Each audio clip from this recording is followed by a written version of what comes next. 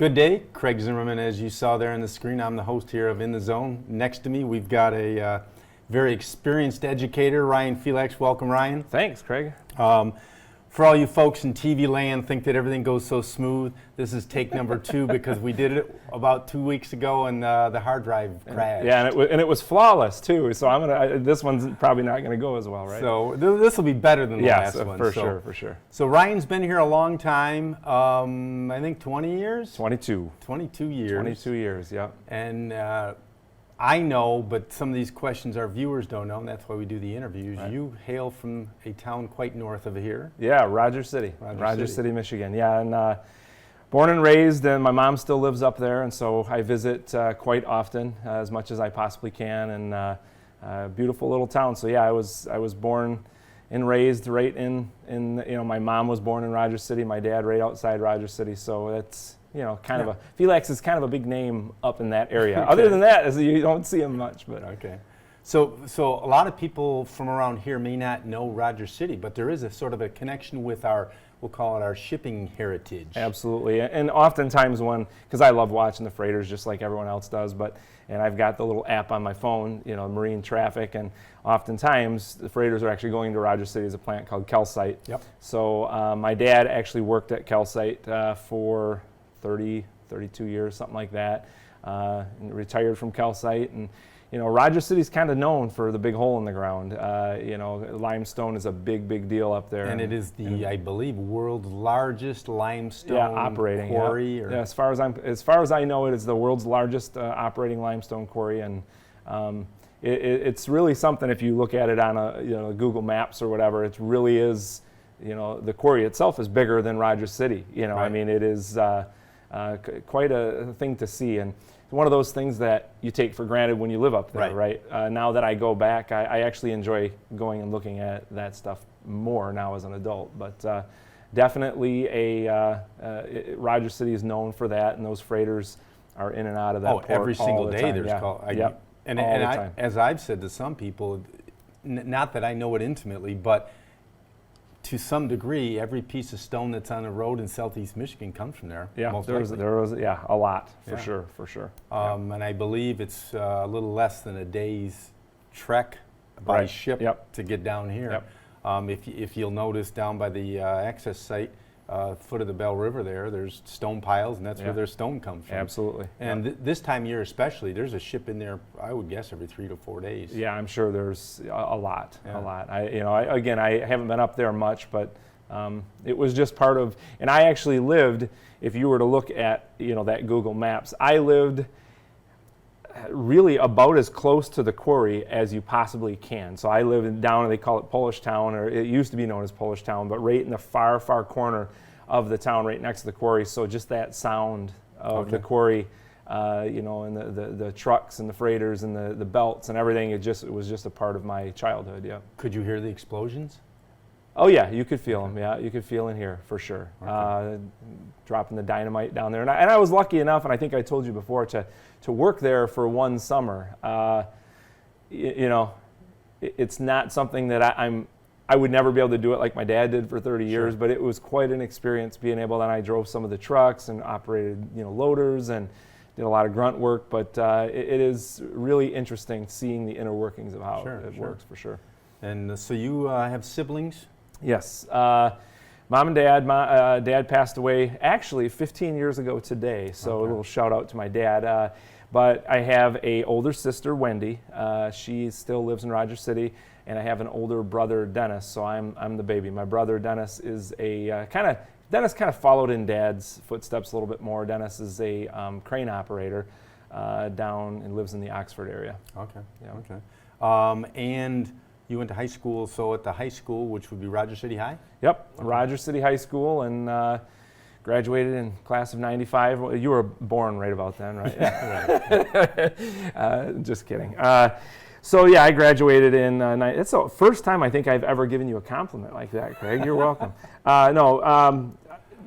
Graduated in 95, and then I actually headed out to Saginaw Valley, and as I joked with you the last time, I went to Saginaw Valley to be Craig Zimmerman. I went, my friend Aaron and I were really big into doing radio and all that, and so we I was going to go be on the radio. Sure. I have the face for radio, as they say. So, and that just didn't work out. I did that for about a year, and I kind of went into education at that point. Was there a specific scenario or person that led you into education? Yeah, I think a number of them. The big thing is I had never really I've never really been around kids growing up because I was always the youngest. Okay. Like all my cousins were older. I didn't have, and I was the baby in the family. But then my sister had a kid when I was, at the end of high school, Travis, and like that was my first exposure to like being around kids. And I mean, I used to stop at her house all the time, and I was like, wow, this is really fun. And I like, seeing them, right. Learn things. And so that kind of turned me on to it. And then I had a couple of really, really incredible teachers in high school that, I just remember now looking back or looking at my career in general, a lot of those teachers influence how I Sure. approach my classroom right now. Yep. So I would say it was a mixture of that and of course the desire to coach. I've always wanted to coach, and I was coaching in high school. I was coaching Little League teams and all-star teams in high school, and so obviously being a teacher, that makes it a lot easier to coach. Okay. Now your children are fairly grown up, not totally grown Yeah, up. yeah. I've got a beautiful daughter, Cheyenne. She's 24, and she is kind of in the process of going into, she did beauty school, and she's going to head in that direction. And I have my daughter, Kennedy, who is 20. She's going to be a junior at Saginaw Valley, so she followed my footsteps as far as that goes. But not going into teaching, but she's going to be a junior psychology major at Saginaw Valley.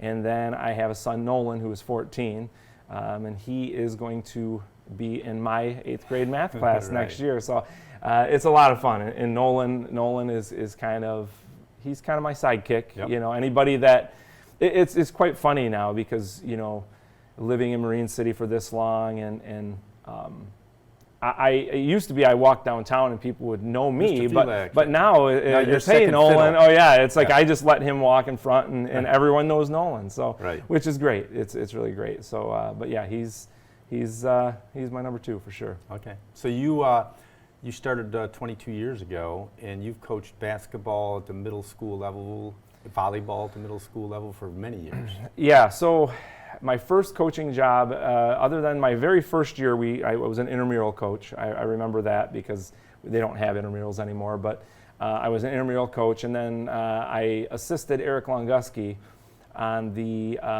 varsity baseball team that first year, and I helped Eric for 2-3 years, and then the very next year, I went into 8th grade girls basketball. I've done 7th grade girls basketball, 7th grade boys basketball, 8th grade boys basketball. I've done, volleyball. I did a stint of volleyball for sure. I actually started coaching volleyball at the varsity level. That's a whole story in and of itself.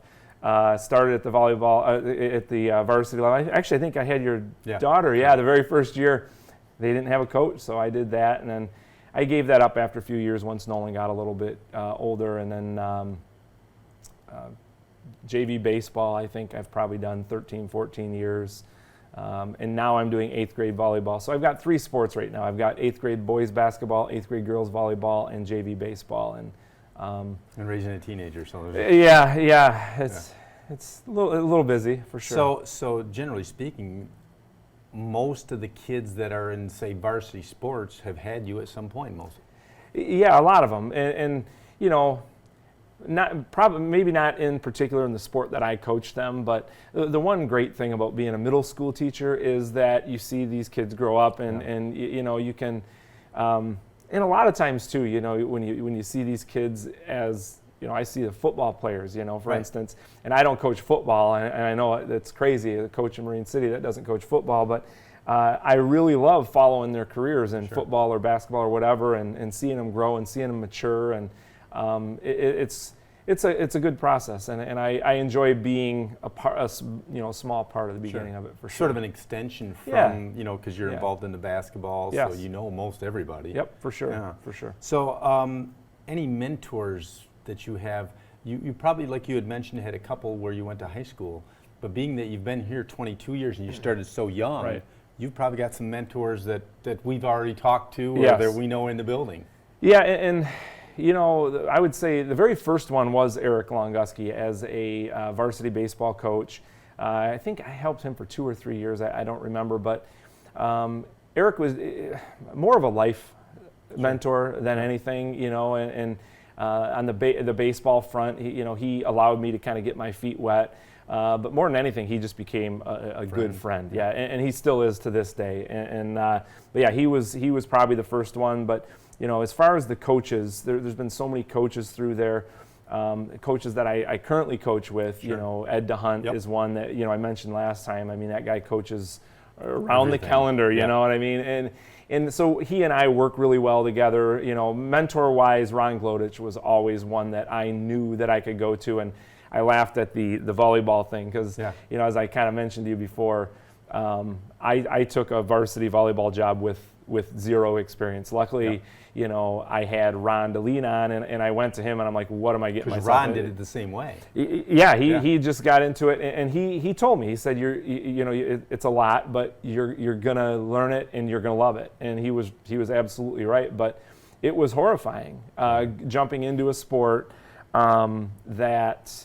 Luckily, actually, at the time, my wife, who's now my ex-wife, she was coaching I think she coached 9th grade in that first year, and she was an all-state volleyball player. Okay. So I had somebody to knowledge. a little bit, and so she helped out a ton. And but Ron was really, really helpful in that regard, and Ron has been helpful in a lot of ways. And I remember one time in baseball, just needing advice, like having a team, and they just weren't performing the way I wanted them to, and he would be the guy that I would go to and go, like, listen, we're doing okay, you know, but next level. I need something. I feel like I'm losing them. I feel like they're not, you know. And he was always somebody that was really, really good at number one, getting through to kids and getting them to want to compete for him, you know. And then also the X's and O's. He's obviously, you know, I think he's proven that he's pretty good at that too. Oh yeah. So, any defining moments as a coach? Oh boy, it's funny because, and I'll probably bring up names that you'll remember to some extent. Basketball wise, girls basketball, probably my favorite moment. Morgan Gold. You remember Morgan? We were playing a Marysville team. This is years ago. And Marysville hadn't lost. They were 12-0 in 7th grade, and they were undefeated in 8th grade. And we were down 3, and Morgan hit a 3-pointer, stole inbounds pass, and made a layup in the last about 6 seconds to beat Marysville. So that's my girls' basketball. Boys, what's that? The discussion that I've always had with those scenarios are that, you know, you get to be 22 years into something, and I say, you can't remember what you had for lunch yesterday, but you can remember that play like it was 10 minutes ago. In every sport, you know, and there's good ones in each one, and I like being able to shout out some of these kids. But boys basketball, this is a really funny one. A guy I think he just graduated, Wyatt Walker. When he was in 8th grade, we were playing, and that team was insanely talented. The only undefeated 8th grade boys team that Ed and I think it's the only one we can remember. We were tied with Fort Gratiot, and I remember we had about 8 seconds left on the clock or 6, and we're taken out at the far end of the court, and we had Charles Tigert on the team as well. And all I remember in the timeout is I said, we can't settle for a jump shot. We have to take it to the basket, and Charles was our fastest kid. I said, we need to get that ball in Charles' hands, you know. Well, ball got into Wyatt's hands, and Wyatt Walker was not going to give that ball up, and I'm glad he didn't. You know, sometimes the kids know more than the coach. And he dribbled down, and he launched one from about 5-6 feet behind the 3-point line, you know, and the buzzer went off in the air, and he drained it. And so, that was a big one. It kind of preserved the undefeated season.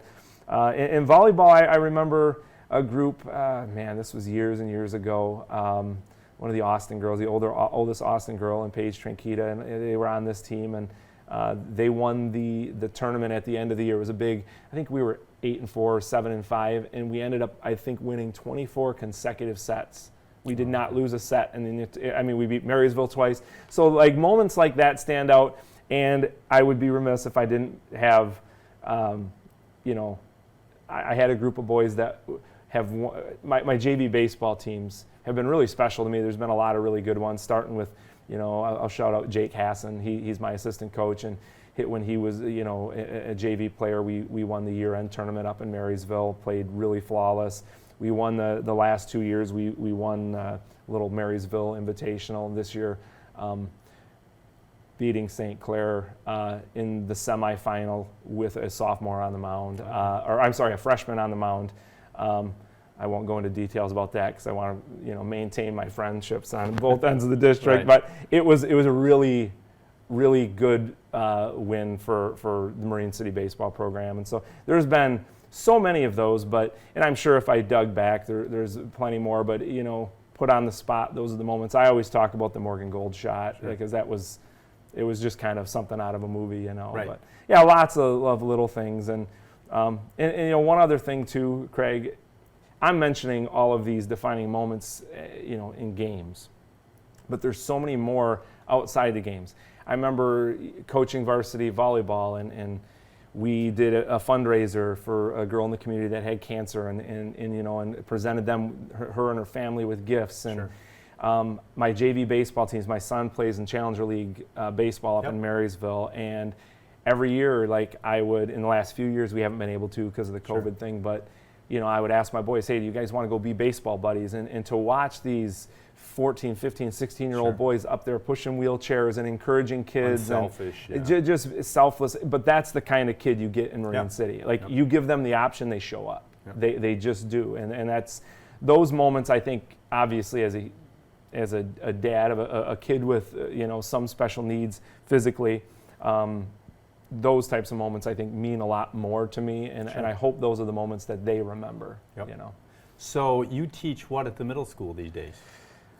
Math, pretty much all math. I did a short stint, you know, teaching language arts, and I don't mind teaching language arts, but you know, it's been all right now. Next year, it's 8th and 7th grade math. I did a long, about 10 years run of 6th grade math. It's kind of funny because I am certified to teach language arts, but I've been doing math so long, and I'm near the end of my career, and so every year it seems like there's somebody trying to make a joke, especially Westerhoff. You know, Scott Westerhoff. You know, he was always famous for it, but you know, I can put you in the. I can have you teach. Chris Ming used to do that a lot too. Well, I can have you teach language arts if you want. And I'm like, well, no, thank you. I'll pass. I'll leave that to the pros. End of your career, that's not possible. You got I know, isn't that well? 3 years, believe it or not. Yeah, possibly. Well, it could be. I'll stick around until the big guy graduates. So probably 5. Okay. But then after that, who knows? You know, Roger City may come calling me at that point. I really, or somewhere up north for sure. Well, great to have you here. Right on. We will see you here, maybe not here, but maybe at the football field in the upcoming weeks. Oh, yeah. And I think Paul drafted you to do some extra things for Channel 6. Oh, heck yeah. So I'm always down for that. Yep. So we look forward to seeing you on the basketball court at the football stadium. Right on. And when we see you, we'll say, hi, Nolan. How's it going, Nolan? Exactly. How's it going, Nolan? That's pretty much how it goes. That's pretty much how it goes. So thank you for watching. If anybody knows of anybody of the stature of Mr. Felax here or similar, call me at the number on the screen, 586-707-5811, and we'll see you next time on In the Zone.